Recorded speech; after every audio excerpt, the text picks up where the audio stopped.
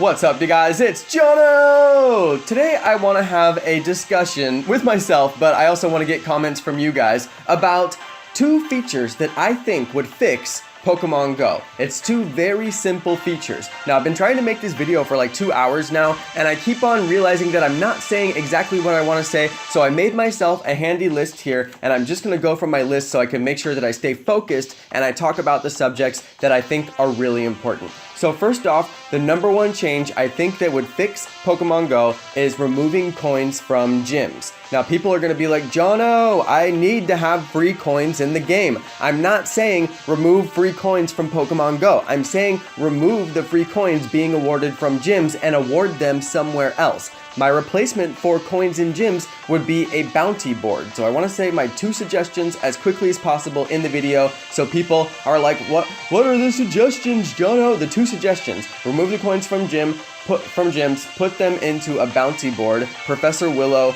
will have, hey, let's say he needs a Scyther today, okay? So he wants a Scyther and he'll give you 30 coins for a Scyther. You go out, you catch a Scyther, you get your 30 coins for the day. If the snipers and the botters and the spoofers want to go and catch their Scyther and get 30 coins, that's not going to bother anybody whatsoever. They can go get their 30 coins all day long, just like everybody knows they're going to do. It's going to be impossible to stop those people from doing what they're doing and creating a black market economy with the game. So rather than try to fight against them, why not just redevelop the game in a way that doesn't promote their black market economy? So I want to get further into that black market economy. How do these spoofers slash botters slash snipers do what they're doing, and what is the difference between all of these different use case scenarios? Spoofers are not as bad as botters. Snipers are not as bad as botters. Snipers and spoofers are the same thing, but some people spoof for different reasons. They change their GPS location to go different places, and they have a reason for doing that other than just catching rare Pokemon. Maybe they want to see what it's like in a different area. Maybe they want to go play with a friend. I've had people GPS spoof to my location because I'm on a live stream and they want to play in the same place I'm playing. So that kind of gameplay doesn't really hurt anybody. What really hurts people is the botters. Botters are people who are running scripts, and the script is a computer-executed series of commands, and the script just continues to run over and over again, and this is how they keep themselves in a gym, or this is how they can keep you from getting into a gym. I'm not sure if this technique that I'm about to describe still works because there have been many changes in the gyms, but the botters used to put an account in a gym, and then you would be trying to prestige the gym down, but you could never, ever, ever prestige it down. You would only be able to watch it stay exactly the same. You get out of your battle and it wouldn't go down. That's because they are using a robot account to prestige it up during the battle, so as soon as you take it down, they've already taken it back up, and sometimes they would even use multiple accounts to keep on prestiging it.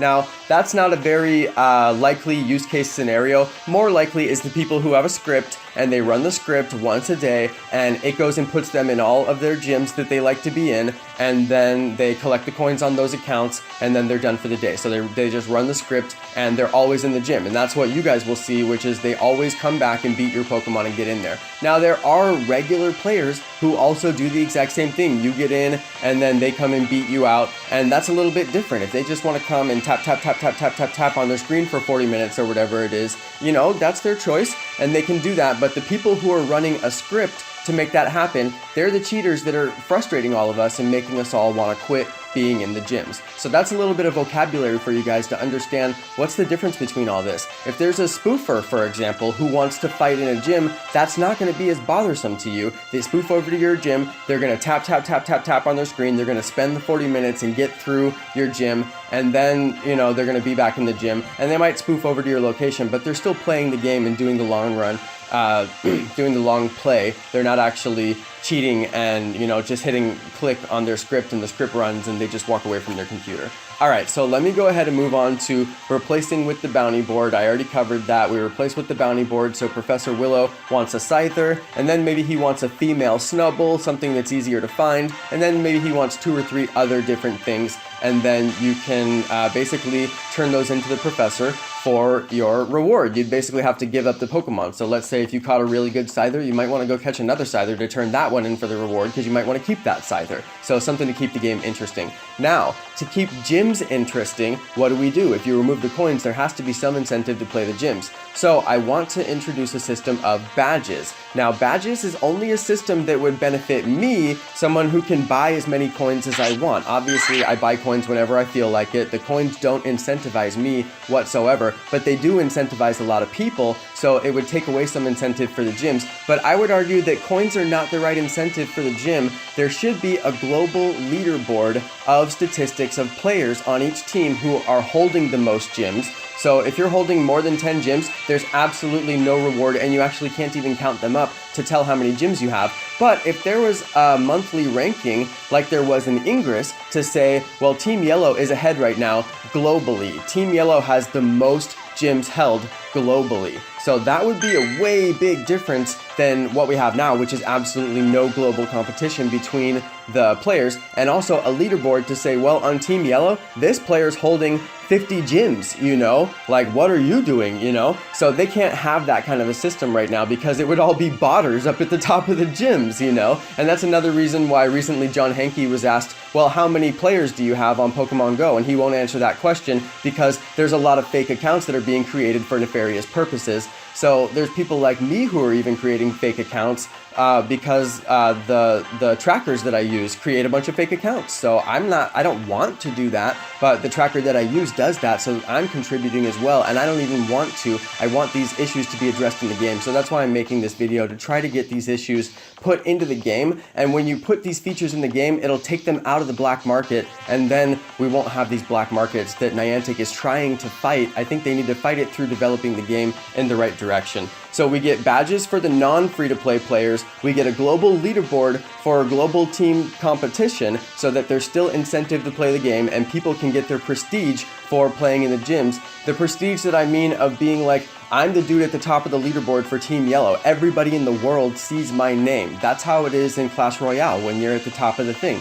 Now, those guys in Clash Royale are win trading, and there's a whole thing there where Supercell is trying to balance their game and make it to where win trading isn't possible, but there's really not much they can do about it. So they're looking for ways to balance the game without ruining the game, and that's the same position that I feel like Niantic is in with the Pokemon Company, trying to balance their game without ruining their game so that they can continue to make money off of it. Like, you know, I think that they deserve to make good money, and I actually feel really bad that all my friends quit, and I really want to release this video so hopefully they see it and they can be like, this would make the game more playable for people, and this is what people think. Now, why would I release my opinion on this when I'm not a video game developer? I haven't developed a video game, obviously. So let me give you guys a little bit of perspective on me and what I know about video game development and why I think my opinion is relevant. So I've been deeply entrenched in mobile video game playing for many, many years, but on the back end, I've actually done some mobile game development with my friends. We actually developed a location-based game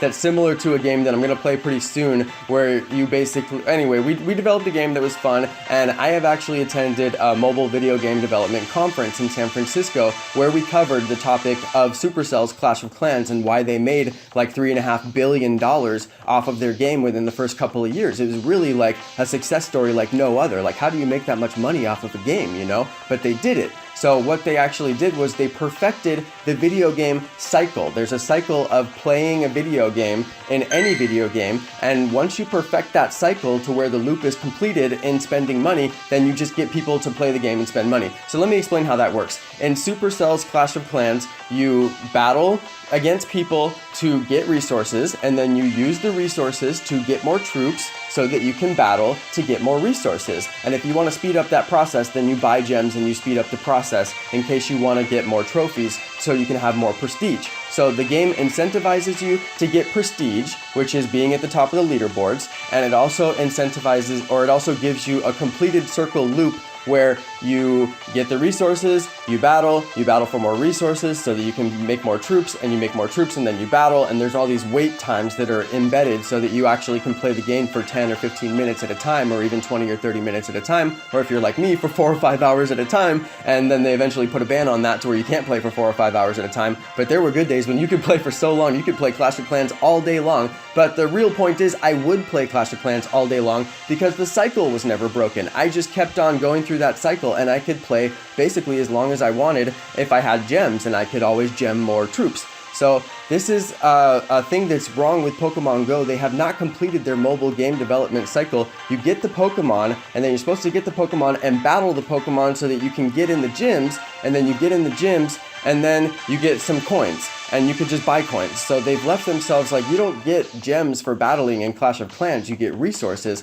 but this game has no resource. So they don't have a free resource, where Clash of Clans actually has 3 free resources: Dark Elixir, Elixir, and Gold, where this only has coins and it's a paid resource. Then they have gems too, so it's 4, and one of them is a paid resource. So without having a free resource in this game, then they wanted to award the coins, but it's a very faulty move because it's now incentivized the black market to start hammering the gyms. So they're in the gyms so consistently that nobody can do anything in the gyms, and it's very frustrating. So that gets to be a very serious issue. So then let me move on to my next point here to make sure I don't get too distracted. So I just wanted to talk a little bit about my expertise, why I think that I should have an opinion on this, and I know a lot about game development, and I think that Pokemon Go has not completed their game cycle in a way that actually makes people want to play over and over and over again, and that's why so many people have quit. So now if they were, okay, so I have kind of, this is crazy, and people are going to be like, Jonno, you're crazy, but these are just a couple of features that I think would change the gameplay. They don't have to happen, but I think that it would help.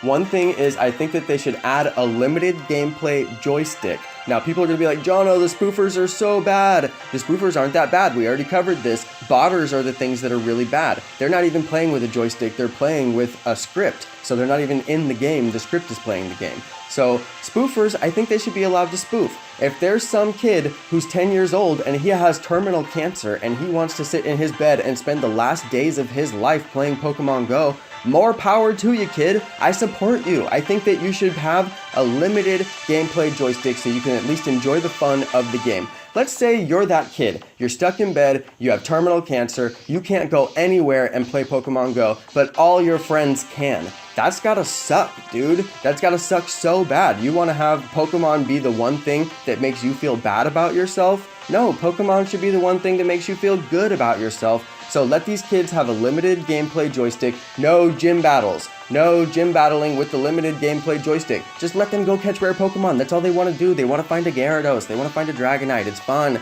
They're like, oh my god, I caught Dragonite. You know, it's fun. It's so much fun. So I'd say let them have a limited gameplay joystick. And then the other thing that I really want in the game is a paid scanner. I have spent so much money on scanners to try and find rare Pokemon, and to me personally, finding rare Pokemon is a part of my channel. I mean, people expect me to find rare Pokemon, and I make money when I find more rare Pokemon, so it's worth it to me to buy the scanner and pay all the different services, and I donate a lot. I've donated to so many scanner services that I didn't even have to pay, but I chose to pay because I support those developers, and I think developers should make money. Developers should make a lot of money, and that's why I think Pokemon Go should just build a scanner into the game. The people have spoken, they want a scanner, and they want to know where rare Pokemon are. I will pay $50. I will pay $100 if it's like a month-long subscription, or if it's like a permanent subscription, you know what I mean? Like $50 for a scanner that lasts a month, or $20 for a scanner that lasts a month, or $100 for a scanner that lasts forever,